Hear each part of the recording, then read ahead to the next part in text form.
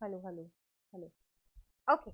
Hi, Vijayawari. Welcome back to the channel Shipra Mishra. This is Shipra Mishra and I hope you guys are doing fine. So, आज हम करने वाले हैं notice writing.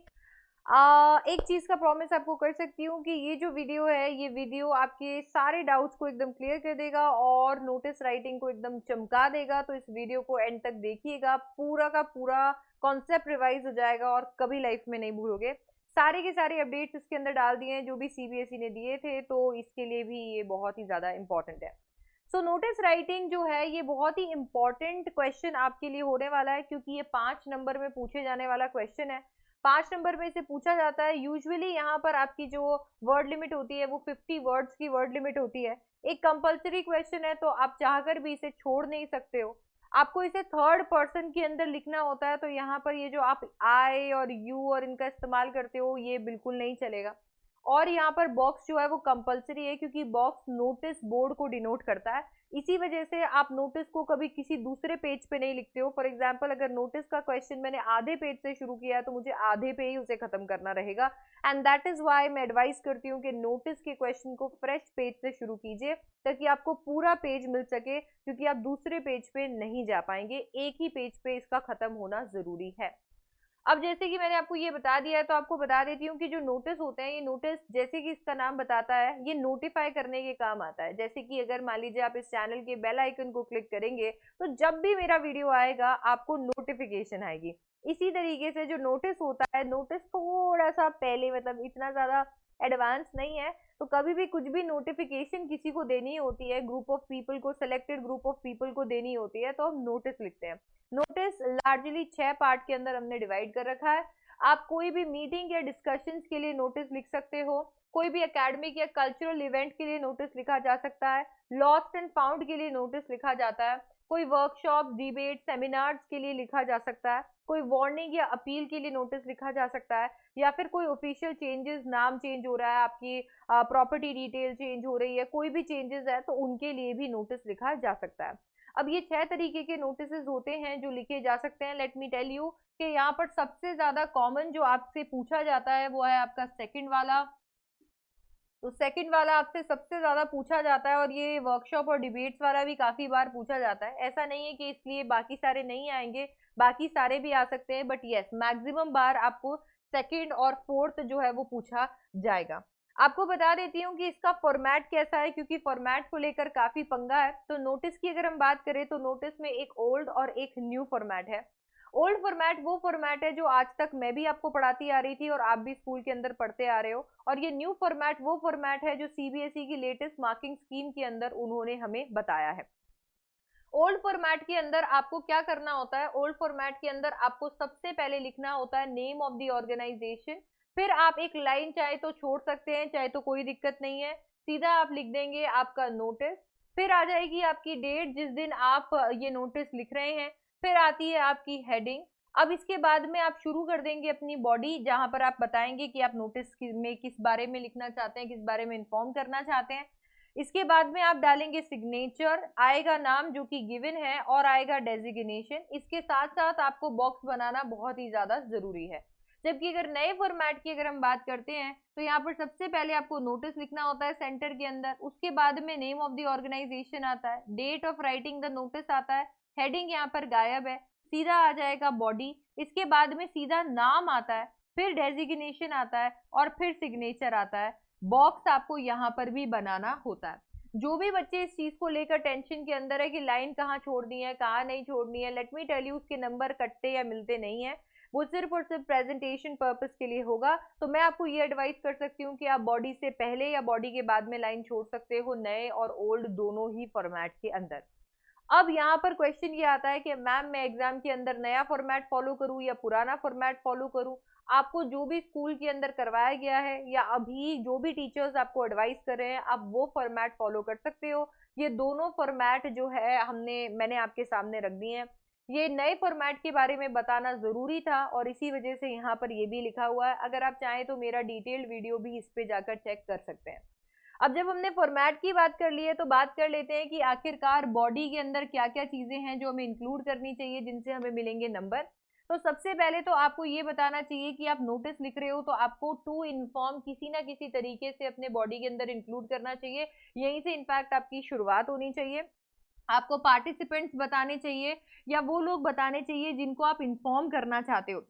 Basically जो आपके यहाँ पर रीडर्स होंगे, जो आपके रीडर्स हैं इस नोटिस के, आप उनको यहाँ पर एड्रेस करते हो। इसके बाद में आप जो भी इवेंट है उसके बारे में बताओगे या फिर जो भी रीजन है इसको लिखने का उसके बारे में बताओगे। आप ऑर्गेनाइजर्स के बारे में बताओगे कि इस इवेंट को कौन ऑर्गेनाइज कर रहा है या फिर कोई अथॉरिटी है जो कोई चीज करवा रही है। फॉर एग्जाम्पल अगर मान लीजिए सोसाइटी के अंदर एक पावर कट होने वाला है तो ये पावर कट के बारे में आपने बताया है, ये पावर कट के कौन करवा रहा है, तो कोई एक अथॉरिटी करवा रही है तो आप वो भी यहाँ पर मेंशन कर सकते हो। टोटली डिपेंड करता है क्वेश्चन कैसा पूछा जाता है। आप यहाँ पर डिटेल्स बिल्कुल डालेंगे, डेट डाल दिया, टाइम डाल दिया और वेन्यू डाल दिया, तो डेट टाइम वेन्यू आपने यहाँ पर डालना है।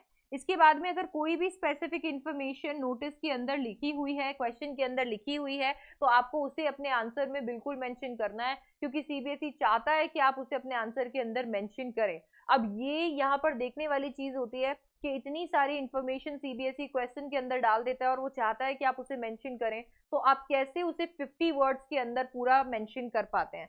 फाइनली आपको लास्ट लाइन में बिल्कुल अंडरसाइंड वाली बात मेंशन करनी है, that for more details contact the undersigned, तो वो भी आपको यहाँ पर मेंशन करना है। अब जैसे ही आपको ये पता चल गया तो मैं आपको एक एग्जांपल भी बता देती हूँ कि एग्जैक्टली नए फॉर्मेट से आपका नोटिस कैसा दिखता है। आपको बता देती हूँ कि नोटिस को लिखने के, बॉडी को लिखने के दो तरीके भी हैं। पहला तरीका ये रहा और दूसरा तरीका मैं आपको बताऊंगी, डिफरेंस भी मैं आपको बताऊंगी। आप देखेंगे किस तरीके से हम लोगों ने नोटिस से यहाँ पर शुरुआत की है। ये एक प्रीवियस ईयर क्वेश्चन है जो सॉल्व किया हुआ है, तो नोटिस हमने हेडिंग डाल दी है। इसके बाद में हमने यहाँ पर स्कूल का नाम डाल दिया है जो रनिंग हैंड से लिखा हुआ है, बहुत जगह हम इसे कैपिटल में भी लिखते हैं तो आप लिख सकते हैं। आज की डेट यहाँ पर डाल दी है क्योंकि आज ही इस नोटिस को लिखा है। फिर इसके बाद में हम यहाँ पर इंफॉर्मेशन देने वाली बात को ऑलरेडी मेंशन कर चुके हैं, this is to bring to the notice of all the students. यहाँ पर हमारे पार्टिसिपेंट्स या हमारे रीडर्स सारे बच्चे हैं तो हमने वो भी बता दिया है। That an inter school basketball match is being organised by the school, यहाँ पर क्या इवेंट है वो भी हमने बता दिया और किसने ऑर्गेनाइज किया है वो भी बता दिया है। As per the details given below, तो यहाँ पर ये पहली वाली बॉडी है, दिस इज टाइप 1, जिसके अंदर हम जब भी कोई डिटेल्स देते हैं तो उसे बुलेट फॉर्मेट में दे सकते हैं। दैट मीन्स पूरा का पूरा नोटिस जो है वो हमने क्या कर दिया है, पूरे के पूरे नोटिस को हम लोगों ने यहाँ पर ऐसे लिख दिया और इसके बाद में जो डिटेल्स है इनको हम बुलेट में डाल सकते हैं। जैसे डेट आ गया, टाइम आ गया और वेन्यू आ गया। Date is 18 February, time is 10 AM onwards और वेन्यू है बास्केटबॉल कोर्ट। ये उन लोगों के लिए, उन लोगों को मैं एडवाइस करती हूँ, उन बच्चों को एडवाइस करती हूँ जिनका वर्ड लिमिट बहुत क्रॉस हो जाता है, क्योंकि यहाँ पर आप उस वर्ड लिमिट को बचा पाएंगे। दूसरा, जिन बच्चों को ये एट कहाँ पे लगाना है, इन कहाँ पे लगाना है, ऑन कहाँ पे लगाना है नहीं समझ में आता, बहुत बार सीख लिया है फिर भी समझ में नहीं आता, तो आप ऐसे कर सकते हैं क्योंकि इसके अंदर इन, एट और इन सब की गलतियां नहीं होंगी। All the students are invited to attend the match and cheer the teams, ये एक्चुअली मैं मेरे पर्सनली मन से नहीं लिखना चाहती थी, बट ये स्कूल के ये क्वेश्चन के अंदर एक स्पेसिफिक इन्फॉर्मेशन थी, इसकी वजह से ये स्पेसिफिक इन्फॉर्मेशन यहाँ पर मेंशन करनी पड़ी। For more information contact the अंडरसाइंड, यहाँ पर हमने ये वाली बात भी कह दी है। तो बेसिकली यहाँ पर सारे के सारे एलिमेंट्स जो सीबीएसई चाहता है वो मेंशनड है। ऑलरेडी क्वेश्चन के अंदर नाम गिवन था तो हमने नाम यहाँ पर मेंशन कर दिया है। डेजिग्नेशन गिवन था स्पोर्ट्स कैप्टन, तो वो भी मेंशन कर दिया है। एंड फाइनली हमने एक साइन भी बना दिया है और सबसे पहले हमने नोटिस लिखा है और उसके बाद में हमने उसको बॉक्स के अंदर डाला है, ताकि से नीट एंड क्लीन तरीके से हमारा पूरा नोटिस जो है वो बॉक्स के अंदर आ जाए और एक ही पेज के अंदर समा जाए। ये एक तरीका होता है जिसके अंदर आप एक पैराग्राफ लिखते हो, फिर डिटेल डालते हो बुलेट्स में, फिर एक पैराग्राफ के साथ में इसे कंक्लूड कर देते हो। ऐसा ही दूसरा एक तरीका भी होता है जिसके अंदर आप सारी इंफॉर्मेशन को पैराग्राफ के अंदर डाल देते हो। यहाँ पर भी मैंने शुरुआत में सबसे पहले नोटिस लिख दिया है, इसके बाद में आ गई है हमारे ऑर्गेनाइजेशन का नाम, यहाँ पर आ गया है हमारा डेट और फिर मैंने लिखा है this is to inform the students of class 12, तो यहाँ पर शुरुआत हो गई है दिस इज टू इन्फॉर्म से, पार्टिसिपेंट्स आ गए हैं क्लास 12 के। That the school cultural society has propose to hold a fancy dress show, हमें पता चल गया है कि कौन है, कल्चरल सोसाइटी है, उन्होंने क्या किया है, फैंसी ड्रेस शो होल्ड करने का सोचा है। To mark the cultural diversity of India, नहीं लिखना चाहती थी बट मेंशन था इसके लिए लिखना पड़ा। अब यहाँ पर मैंने डिटेल्स सारी मेंशन कर दी है। On 18 February 23 in the school auditorium at 2 PM, participants are advise to wear the traditional dresses according to their region, नहीं लिखना चाहती थी, इसमें लिखा हुआ था तो मेंशन करना पड़ा। तो आपको ये ध्यान रखना है कि कुछ एक चीजें अगर नोटिस के क्वेश्चन में गिवन होती है तो उसे इग्नोर करते हुए मत चलना। जैसे बिरयानी में इलायची, उनको लिखना है, वो इसीलिए दी हुई है कि आपको यहाँ पर लिखना पड़ेगा। Give your names to the undersigned latest by 10th February 23। यहाँ पर ये योर नेम जो है इसको अवॉइड कीजिए, इसीलिए यहाँ पर ये मेंशन किया है। आपने पुराना वाला अगर नोटिस देखा होगा तो आपने देखा होगा किस तरीके से हमने यहाँ पर पूरा सब कुछ थर्ड पर्सन में दिया है। यहाँ पर आपने ये एक गलती मेंशन देखी होगी कि योर नेम लिखा हुआ है, इसको अवॉइड कीजिए। इंटरेस्टेड पार्टिसिपेंट्स से आप लिख सकते हैं, योर को अवॉइड करने के लिए इंटरेस्टेड पार्टिसिपेंट्स लिख सकते हैं, क्योंकि थर्ड पर्सन ही एक ऐसा इकलौता रूल है जो आपको ध्यान रखना है। बाकी इसमें इतना ज्यादा ग्रामर का कोई लोचा नहीं है। तो अगर यहाँ पर भी आपने गलती कर दी तो आधा नंबर चला जाएगा, तो इसको यहाँ पर ध्यान रखिएगा। एक मिस्टेक आपको यहाँ पर पता चल जानी चाहिए। इसको कैसे हटाओगे, इसको हटाओगे इंटरेस्टेड पार्टिसिपेंट्स लगा के, ठीक है। तो अब याद रहेगा कि थर्ड पर्सन के अंदर आपको लिखना है। सो गिव योर नेम्स की जगह क्या होना चाहिए, इंटरेस्टेड पार्टिसिपेंट्स में give their names to undersigned latest by 10th February 23, ऐसे आप लिख सकते हो। ये क्वेश्चन में कमाल की बात यह है कि मेरे पास में नाम गिवन नहीं है, तो नाम गिवन नहीं है तो मैंने सूडोनाम डाल दिया है XYZ। यहाँ पर ये जरूर गिवन है कि जो लिख रहा है वो सेक्रेटरी है, तो मैंने अपना डेजिग्नेशन डाल दिया है सेक्रेटरी। XYZ हो चाहे कोई भी हो, सिग्नेचर तो होना ही चाहिए, तो मैंने एक कमाल का सिग्नेचर यहाँ पर कर दिया है और इसको पूरे को डिब्बे में बंद कर दिया है, बॉक्स में बंद कर दिया है, और हो गया मेरा नोटिस तैयार। तो जब भी आप नोटिस लिखेंगे इन बातों का आपको एकदम ख्याल रखना है। अगर आप इसी तरीके से नोटिस लिखते हैं तो आपके 5 में से 5 नंबर पक्के हैं। सिर्फ आपको फॉर्मेट का बहुत अच्छे से ख्याल रखना पड़ेगा कि फॉर्मेट में आप चाहे ओल्ड चूज करें या न्यू चूज करें, कम से कम जो भी फॉर्मेट आप चूज कर रहे हैं फुल्ली उसको अबाइड कीजिए। ऐसा नहीं है कि आधा ये हो गया और आधा ये हो गया, तो जो भी आप फॉर्मेट चूज कर रहे हैं कम से कम उसे अच्छे से फॉलो कीजिए। अब रही बात बॉडी की, तो बॉडी में अगर आप इन चीजों का ख्याल रख लेंगे तो कैसा भी क्वेश्चन उठ के आ जाए आप आराम से उसे कर पाएंगे। एक गोल्डन टिप यहाँ पर देना चाहती हूँ, जब एग्जामिनर क्वेश्चन पूछता है तो एक टाइम था जब नोटिस में डायरेक्ट क्वेश्चन आते थे और बहुत सारी इन्फॉर्मेशन गिवन होती थी, हम आराम से उसे लिख सकते थे। आजकल एग्जामिनर के जो क्वेश्चंस होते हैं वो बहुत ज्यादा ट्विस्टेड होते हैं। बहुत सारे ऐसे इवेंट्स ऑर्गेनाइज कराए जाते हैं, ऐसी चीजों के बारे में नोटिस लिखने के लिए कहा जाता है जिसे पढ़कर एक बार तो आप डर जाते हो और आप ये सोचते हो अरे यार ये मीटिंग के अंदर मैं क्या लिखूंगा, मैं क्या बताऊंगा। आप ये भूल जाते हो कि ये तो एक नोटिस है, आपको कुछ नहीं बताना है मीटिंग के अंदर या कुछ नहीं बताना है उस टॉपिक पे, आपको तो सिर्फ और सिर्फ लोगों को इन्फॉर्म करना है। तो हमेशा जब भी ऐसे डर जाओ या कोई भी राइटिंग सेक्शन का क्वेश्चन कर रहे हो, मैं आपको एडवाइस करूंगी कि क्वेश्चन को 2 बार जरूर पढ़ो ताकि वहां पर जितनी भी रेलेवेंट इन्फॉर्मेशन है वो तुम्हारे दिमाग के अंदर छप जाए। इनफैक्ट तुम उस रेलेवेंट इन्फॉर्मेशन को मार्क भी करो अपने क्वेश्चन पेपर में। बहुत बार आपको मना कर दिया जाता है क्वेश्चन पेपर में कुछ भी लिखने से, तो एक ऐसी पेंसिल जरूर लेकर जाओ जिसका एंड जो है वो थोड़ा सा शार्प हो, जिससे अगर आप उसे पीछे से होल्ड कर कर भी अगर मार्क करना चाहो तो आप इजीली मार्क कर सको और वो एक डिमार्केशन वहां दिख जाए।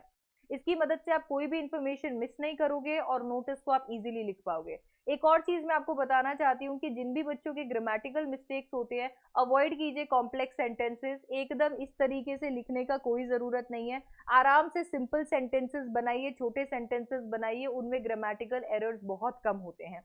थर्ड पर्सन का आपको ध्यान में रखना है, जिसको भी नहीं पता है थर्ड पर्सन क्या होता है, ही शी इट दे का इस्तेमाल आपको करना है। अगर यहाँ पर ही शी इट दे फिट नहीं होता है तो नाम हम लोग लिखते हैं। जैसे अगर स्कूल को डिनोट करते हैं तो मैं आर स्कूल लिखने की बजाय द स्कूल लिख सकती हूँ या फिर स्कूल का नाम भी लिख सकती हूँ। तो इस तरीके से आप अपने नोटिस को कंप्लीट करेंगे। आई होप कि आप इस वीडियो से आपके सारे डाउट जो है वो क्लियर हो गए होंगे। वीडियो का एक ही ऑब्जेक्टिव था, आपको 5 में से 5 दिलाना। उम्मीद करती हूँ कि इस ऑब्जेक्टिव में मैं सक्सेसफुल होंगी और आप बिल्कुल इस चैनल को इसी तरीके से फॉलो करते रहिए। सब्सक्राइब कर लीजिए ऐसे और भी वीडियोस के लिए और लाइक कर दीजिए ताकि से ऐसे और भी वीडियोस आपको दिखते जाएं। एट द सेम टाइम अपने फ्रेंड्स के साथ जरूर शेयर कीजिएगा और कमेंट डाउन करके मुझे बताइएगा कि आपने आज इस वीडियो में नया क्या सीखा। I will see you in the next one, so bye bye, take care, good night, love you.